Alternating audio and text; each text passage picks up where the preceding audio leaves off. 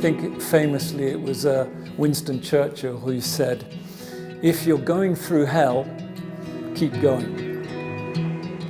I had to deal with another unexpected tragedy in my life. I grieved for that loss, and I became a single parent, and I had to accept and adapt again. And this is when I started my new career. I know he's the sort of person who can, if I'm having a tough day or I've got a problem, that I can just go and chat with him, and he's always full of happiness and joy, whatever's going on with him. And his love for God as well is just really infectious. As a 50-something-year-old middle-aged man, I did question whether I was the ideal candidate for that. But I have 5 children of my own. I have some grandchildren. I guess children have been part of my life, so I thought, okay, let's try this. And it went from 1 class a week to 6 classes a week. I've probably met 700 or 800 mums through this over the last 12 years. It's been thrilling to see some of the things that have happened as a result. David Hulford has huge influence just by the nature of who he is and the walk that he has lived in his life, the people that he's come across, the experiences that he's had. He shares them with a really genuine and thoughtful manner, and he relates so easily to all of us.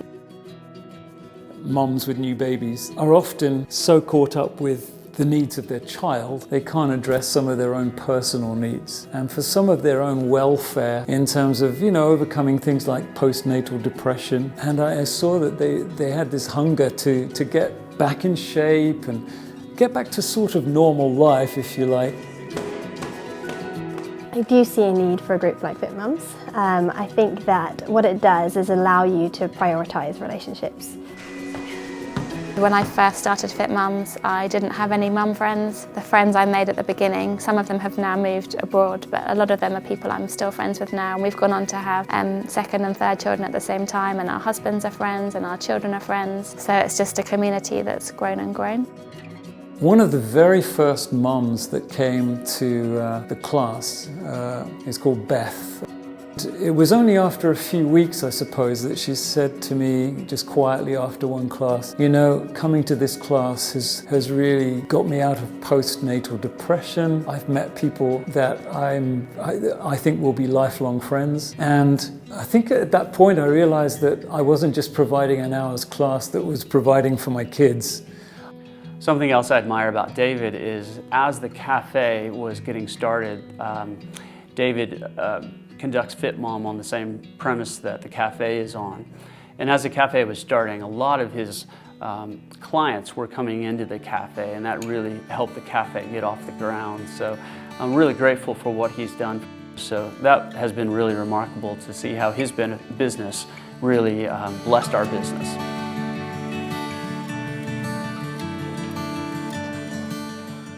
I think really the psychological benefits you get from training post-pregnancy would be one of the biggest factors into pushing someone into training, getting away from giving them an hour that's dedicated to themselves, where they get to train and work on something that they want to do, and then hopefully the benefits that they get physically from that, the kind of endorphins that are released with training, make them feel just a little bit better about themselves. I'm really grateful because it naturally has spillover into the home. If she's happy and she's feeling great about life, then she's going to be happier at home, and if she's happy, we're all going to be happier. When I first started Fit Mums, I had just had my first child, my son Freddie. He's 12, and we had just moved to Harpenden, so for me it was a really great way of meeting other mums and babies and just building up that community. Very often it's our brokenness that connects us to other people. I don't know why. My daughter died at 21, and it breaks my heart.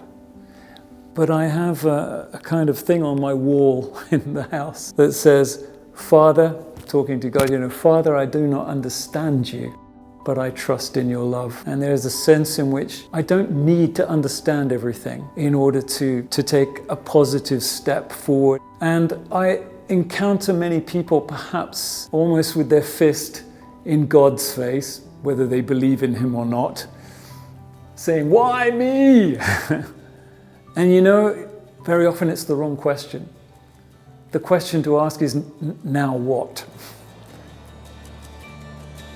I also really admire the way that David has, he's had some massive challenges in his life, bigger than I can imagine right now, and he's come out of them not bitter, but with such redemption, and he shares that redemption with us, and I think that helps me when I'm going through things in my life to think about the way that God does work everything together for good, even things that seem unredeemable, he works them together for tremendous good, and David is living proof of that. If you change something, and the thing we can change is our attitude, our coordinates, and you head off in that direction. It doesn't guarantee you that things won't go wrong along the way, as I've discovered, but reset the coordinates and keep going, and continue to live in hope.